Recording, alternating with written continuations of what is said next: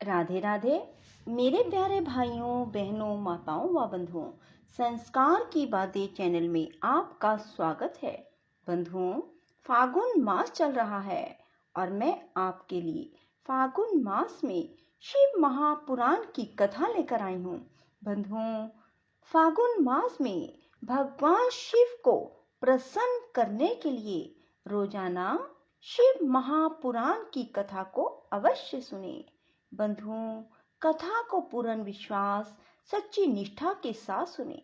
देखना किस प्रकार शिव शंकर भोलेनाथ आपकी हर मनोकामना शीघ्र पूरी करते हैं। बंधुओं, कथा को जब भी सुने पूरी सुने ताकि आपको पूर्ण फल की प्राप्ति हो सके। बंधुओं, यदि आपने हमारे चैनल को अब तक सब्सक्राइब नहीं किया तो जरूर करें और बेल आइकन दबाना ना भूलें ताकि आपको हमारी आने वाली सभी वीडियोस की जानकारी सबसे पहले हो सके। बंधुओं, वीडियो को पूरी सुनने के बाद कमेंट बॉक्स में बम बम भोले, बम बम भोले, बम बम भोले जरूर लिखें। बोलो शिव शंकर भोलेनाथ की जय हो। ब्रह्मा जी कहते हैं, नारद, एक समय दक्ष ने एक बहुत बड़े यज्ञ का आरंभ किया। उस यज्ञ की दीक्षा लेकर उन्होंने उस समय समस्त देव ऋषियों, महर्षियों और देवताओं को बुलाया। वे सभी उस यज्ञ में पधारे। अगस्त्य, कश्यप, अत्रि, वामदेव, भृगु, दधीचि, भगवान व्यास, भारद्वाज, गौतम, पैल, पराशर, गर्ग, भार्गव, ककुश, सिद्ध, सुमंतु, त्रिक, कंक और वैशंपायन ये तथा दूसरे बहुसंख्यक मुनि अपने स्त्री पुत्रों को साथ ले मेरे पुत्र दक्ष के यज्ञ में हर्ष पूर्वक सम्मिलित हुए थे।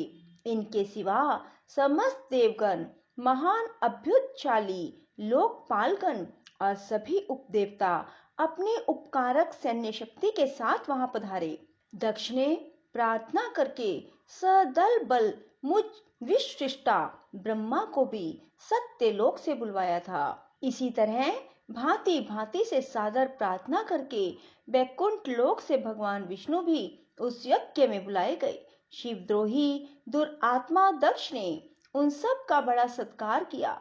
विश्वकर्मा ने अत्यंत दीप्तिमान, विशाल और बहुमूल्य दिव्य भवन बनाए थे। दक्ष ने वे ही भवन समागत अतिथियों को ठहरने के लिए दिए। सभी लोग सम्मानित हो उन संपूर्ण भवनों में यथा योग्य स्थान पाकर ठहरे हुए थे। दक्ष का वह महायज्ञ उस समय कनखल नामक तीर्थ में हो रहा था। उसमें दक्ष ने भृगु आदि तपोधनों को ऋतिज बनाया। संपूर्ण मरुदगणों के साथ स्वयं भगवान विष्णु उसके अधिष्ठाता थे। मैं वेद त्रय की विधि को दिखाने या बताने वाला ब्रह्मा बना था। उसी तरह संपूर्ण दिक्पाल अपने आयुधों और परिवारों के साथ द्वारपाल एवं रक्षक बने थे और सदा कौतूहल पैदा करते थे। स्वयं यज्ञ सुंदर रूप धारण करके दक्ष के उस यज्ञ मंडल में उपस्थित था। महामुनियों में श्रेष्ठ सभी महर्षि स्वयं वेदों के धारण करने वाले हुए।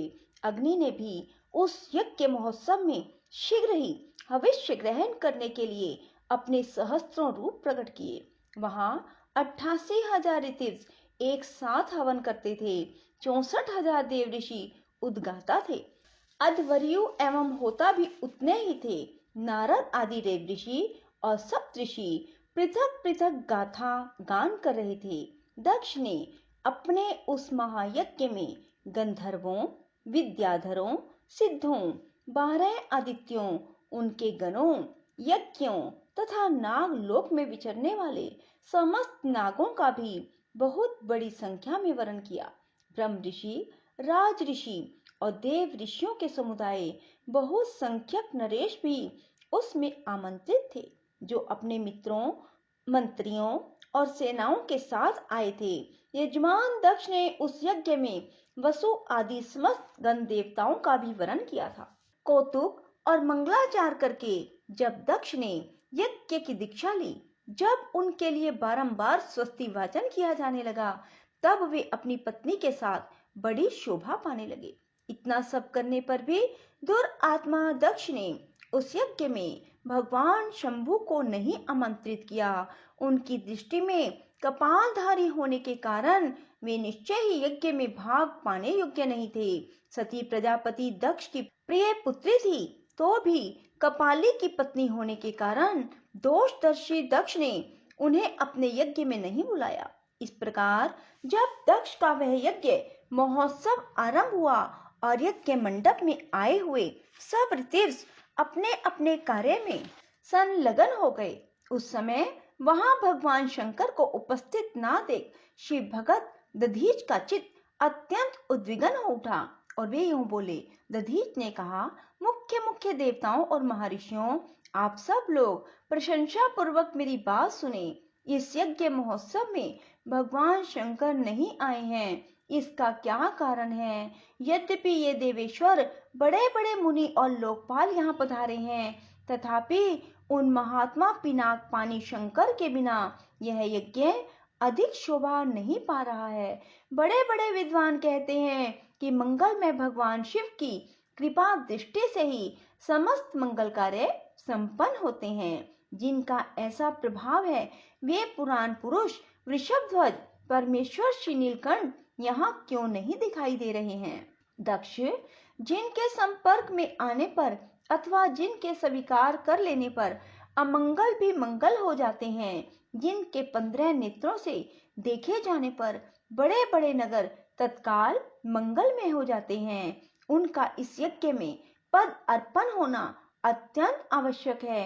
इसलिए तुम्हें स्वयं ही परमेश्वर शिव को यहाँ शीघ्र बुलाना चाहिए, अथवा ब्रह्मा, प्रभावशाली भगवान विष्णु, देवराज इंद्र, लोकपाल गणों, ब्राह्मणों और सिद्धों की सहायता से सर्वथा प्रयत्न करके इस समय यज्ञ की पूर्ति के लिए तुम्हें भगवान शंकर को यहाँ ले आना चाहिए। आप सब लोग उस स्थान पर जाएं जहाँ महेश्वर देव विराजमान है। वहां से दक्षनंदिनी सती के साथ भगवान शंभु को यहाँ तुरंत ले आए। देवेश्वरों, जगदम्बा सहित वे परमात्मा शिव यदि यहाँ आ गए तो उनसे सब कुछ पवित्र हो जाएगा। उनके स्मरण से, उनके नाम लेने से सारा कार्य पुण्यमय बन जाता है। अतः पूर्ण प्रयत्न करके भगवान ऋषभध्वज को यहाँ ले आना चाहिए। भगवान शंकर के यहाँ पद अर्पण करते ही यह यज्ञ पवित्र हो जाएगा, अन्यथा यह पूरा नहीं हो सकेगा। यह मैं सत्य कहता हूँ। दधीच का यह वचन सुनकर दक्ष ने हंसते हुए से रोष पूर्वक कहा, भगवान विष्णु संपूर्ण देवताओं के मूल हैं, जिनमें सनातन धर्म प्रतिष्ठित है। जब इनको मैंने सादर बुला लिया है, तब इस यज्ञ कर्म में क्या कमी हो सकती है, जिनमें वेद, यज्ञ और नाना प्रकार के समस्त कार्य प्रतिष्ठित हैं। वे भगवान विष्णु तो यहाँ आ ही गए हैं। इसके सिवा सत्य लोक से लोक पितामह ब्रह्मा वेदों, उपनिषदों और विविध आगमों के साथ यहाँ पधारे हैं। देवगणों के साथ स्वयं देवराज इंद्र का भी शुभागमन हुआ है।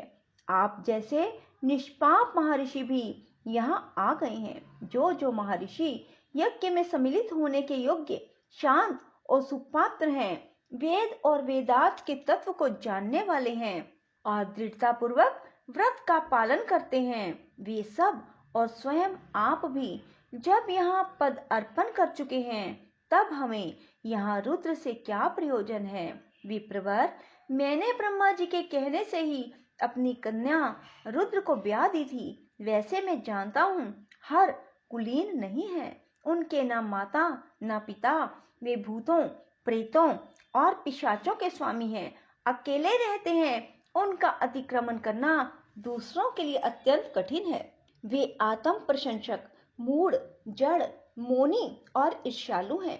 इस यज्ञ कर्म में बुलाए जाने योग्य नहीं है, इसलिए मैंने उनको यहाँ नहीं बुलाया है। अतः दधीच जी, आपको फिर कभी ऐसी बात नहीं कहनी चाहिए। मेरी प्रार्थना है कि आप सब लोग मिलकर मेरे इस महान यज्ञ को सफल बनाएं।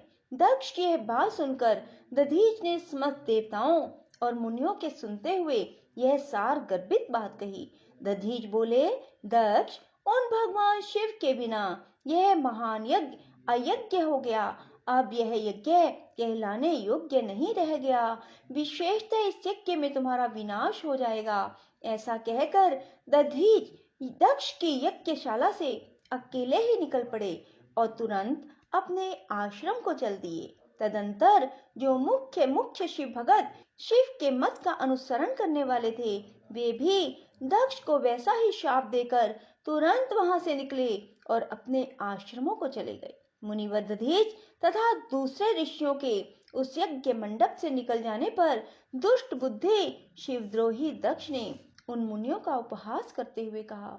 दक्ष बोले, जिन्हें शिव ही प्रिय है, वे नाम मात्र के ब्राह्मण दधीच चले गए। उन्हीं के समान जो दूसरे थे, वे भी मेरी यज्ञशाला से निकल गए। यह बड़ी शुभ बात हुई। मुझे सदा यही अभिष्ट है। देवेश, देवताओं और मुनियों, मैं सत्य कहता हूँ, जिनके चित्त की विचार शक्ति नष्ट हो गई है, जो मंद बुद्धि हैं और मिथ्यावाद में लगे हुए हैं, ऐसे वेद बहिष्कृत दुराचारी लोगों को यज्ञ कर्म में त्याग ही देना चाहिए। विष्णु आदि आप सब देवता और ब्राह्मण वेदवादी हैं, अतः मेरे इस यज्ञ को शीघ्र ही सफल बनावें। ब्रह्मा जी कहते हैं, दक्ष की यह बात सुनकर शिव की माया से मोहित हुए समस्त देव ऋषि उस यज्ञ में देवताओं का पूजन और हवन करने लगे। मुनीश्वर नारद, इस प्रकार उस यज्ञ को जो शाप मिला उसका वर्णन किया गया। अब यज्ञ के विध्वंस की घटना बताए। राधे राधे, जय श्री कृष्णा। बंधुओं, यदि आपको हमारी वीडियो पसंद आए तो इसे लाइक करें और शेयर भी जरूर करें। धन्यवाद।